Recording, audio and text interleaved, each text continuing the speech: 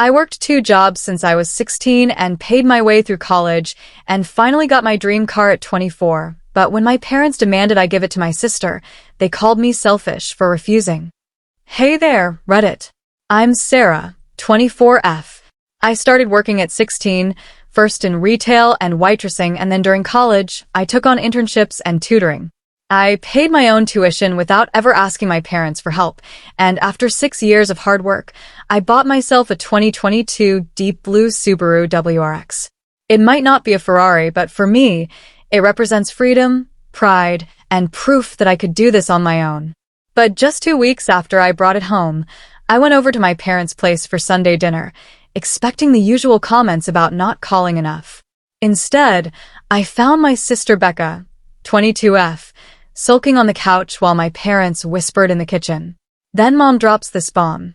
Sarah, you need to let Becca use your car. I was completely taken aback. What? She's in school, and my parents work from home. It's not fair for them to have a nice car just sitting there while Becca struggles. I looked at Becca, who had her arms crossed, and said, "It's not like you need it every day." Just to give you some context, Becca's dropped out of community college twice, works part-time at a juice bar, and still lives at home with our parents. Honestly, I'm covering all my bills for my apartment, car insurance, and student loans by myself. When the topic came up, I simply said, "No way. I worked hard to get this car. I didn't have any help, so I'm not just giving it up because you think you should have it." That's when Dad jumped in, calling me selfish. He said, "She's your sister. Families help each other." I grabbed my keys and replied, "I've been helping for years, but that's over now." Becca shot back, "Hope you feel good about watching me struggle."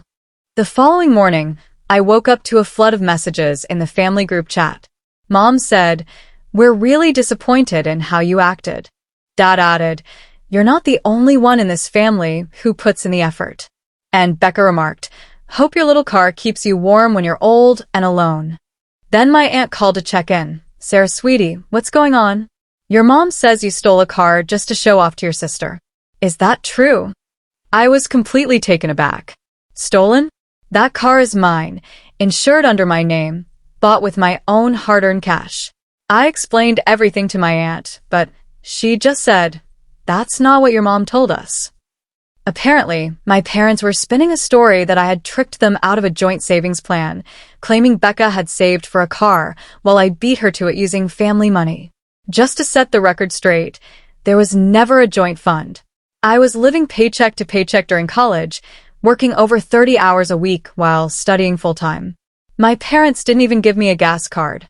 Yet, here they were rewriting the story, making me out to be the bad guy and Becca the one who's wronged. A couple of days later, I came across a Facebook post from my mom that said, "It breaks my heart when family turns their back on those who need them most, all because of a car. Hashtag selfishness, hashtag disappointed." The comments were full of supportive emojis and relatives chiming in with things like, "She'll regret this when she's older. Family is more important than toys," and "Tell Becca we're praying for her." Not a single person bothered to ask me what really went down. So, in a petty moment, I posted a pic of me with my car, captioning it, "When you work 2 jobs since 16, pay your way through college, and buy your dream car without anyone's help, you don't owe anyone the keys." That post blew up. Friends commented, co-workers reached out with their support, and even one of my old professors shared it, saying, "Proud of this former student for setting boundaries."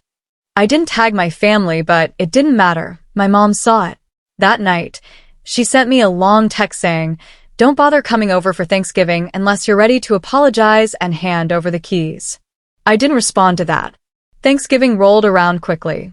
I wasn't planning to go after that message, but then my cousin Lena texted me, "Hey, you should come.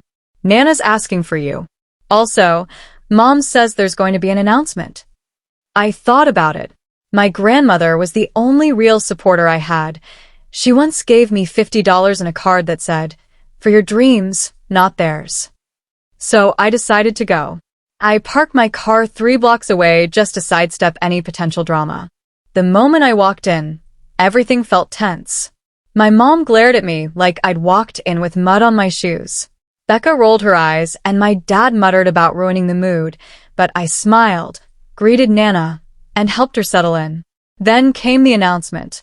My aunt stood up, tapped her glass, and said, "We're so proud of Becca. She's re-enrolled in cosmetology school, and we've all chipped in to help get her back on track. It's been a tough year, but family rallies together." Cue the dramatic pause, followed by my mom adding, loud enough for everyone to hear, "Some of us gave more than others, but some people only think of themselves." Becca turned to me and said, "If you'd just let me use the car like a real sister, I wouldn't have been late to so many classes." That was my breaking point. I stood up and said, "Becca, you're not entitled to what I work for. If your success depends on taking from your sibling, then maybe this isn't the right path for you." Becca shot back, "You think you're so perfect because you have a car?" I replied, "No, I think I'm responsible. There's a big difference." Dad intervened, saying, "That's enough. If you can't act like family, get out." Then Nana, who's 82 and usually so soft-spoken, spoke up loud and clear. "Let me make this clear. Sarah has worked hard for everything she has. I've seen it. She's the only one who sends me birthday cards, checks in on me without being asked, and never expects anything in return. You all should be ashamed." It was silent. You could hear forks clinking as people shifted in their seats. Nana continued, "And for the record, I'm rewriting my will. I want Sarah to have my car when I'm gone because at least I know she earned her place in this family." I don't remember how I left, just that I got in my car and sat there in silence for 10 minutes. Becca never apologized, but the next morning, I got a call from my uncle. "Just wanted to say, your Nana's not the only one who saw the truth last night." 2 weeks passed after that Thanksgiving fiasco, without hearing from my parents. Becca blocked me, and Mom was posting cryptic quotes about loyalty and betrayal on Facebook. Classic. Then one day I got a handwritten letter from Nana. "Sarah, you've always carried more than your share, yet they still treat you as extra. I've spoken to my attorney. Don't tell anyone yet, but I thought you deserved to know. I'm leaving you the lake cabin. It's old, but it's yours because you've never asked for anything, and somehow you still gave the most. Love, Nana." I cried. That cabin meant the world to our family, summers, holidays, birthdays. It was where Becca had her 10th birthday party, where Dad took us fishing, and where Mom staged all her perfect family photo ops. Everyone thought it would go to my parents or at least to Becca, the golden child. A week later, I got a text from Mom out of the blue. "Can you come by the house? We want to talk. It's important." I didn't respond, but the next day I got another message, this time from a lawyer. Sarah, I represent your grandmother, Evelyn. She has asked that I inform you her will has been updated, and you are now the primary beneficiary of her lakeside property. Please let me know when you're available to discuss the next steps." Apparently, she wasn't bluffing. 2 days later, the real fallout began. Becca posted an Instagram story, sobbing into the camera. "It's just so unfair when people get rewarded for being cold. Some people manipulate old people to get ahead. You know who you are." I didn't engage. Then my dad called. "Sarah, honey, listen. I think there's been a misunderstanding. You know how much that cabin means to all of us. Your mom and I were just shocked." I stayed silent. "Would you at least consider letting Becca stay there during the summer? It's her happy place.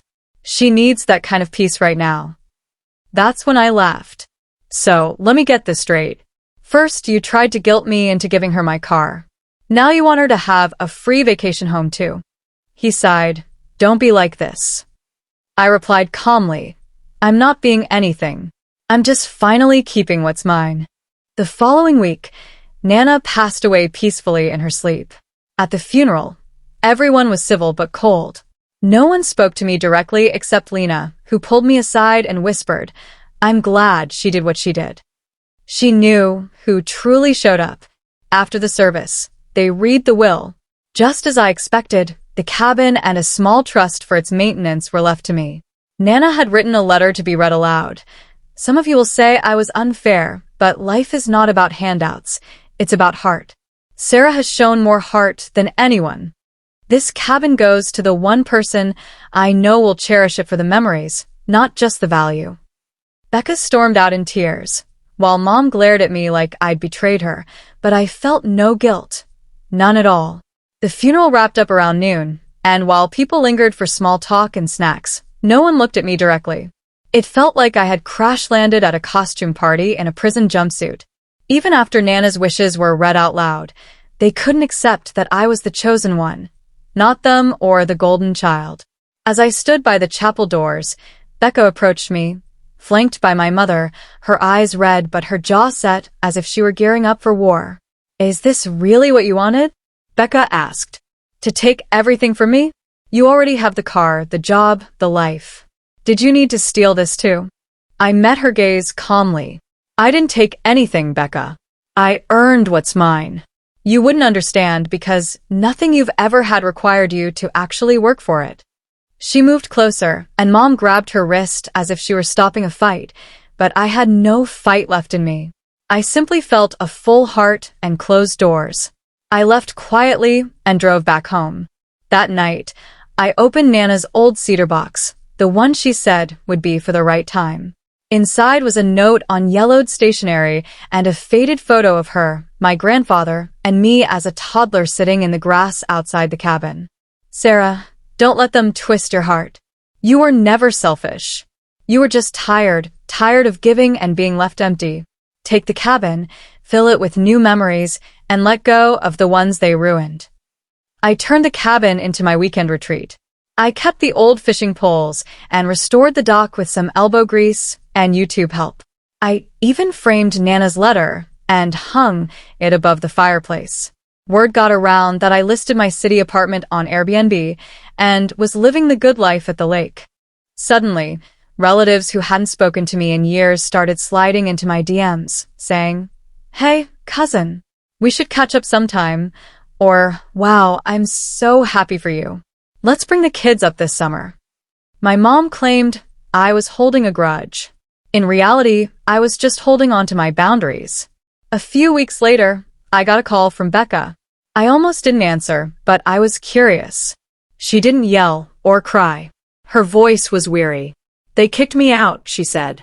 Apparently, after spending thousands on her second attempt at cosmetology school, my parents found out she dropped out again and lied about going. Dad was furious. Mom tried to defend her, but the damage was already done. The family fun they insisted existed? Turns out it did, just not for me. "I don't know where to go," she whispered. "You win." I didn't say anything at first, then calmly replied, "There was never a competition, Becca. You just never realized I wasn't playing your game." And with that, I hung up. This spring, I began hosting creative retreats at the cabin, writers, artists, people who needed a quiet place to reset. I don't charge much, just enough to keep things running. The old dock is now lined with flower boxes, and the shed has been transformed into a cozy studio, complete with chalk walls and plenty of paint supplies. One guest once mentioned that the place felt like it was made just for healing. Maybe that's what Nana had in mind all along. As for the car, I still have it. It's clean, well-tuned, and fully paid off. Every time I take it for a spin, I can't help but think about who I was back then, exhausted, overworked, always trying to win over people who would never appreciate me. But now I drive it for myself. I wasn't being selfish. I just stopped acting like a martyr. The reality is, when people say you've changed, what they really mean is, you stopped letting me treat you poorly.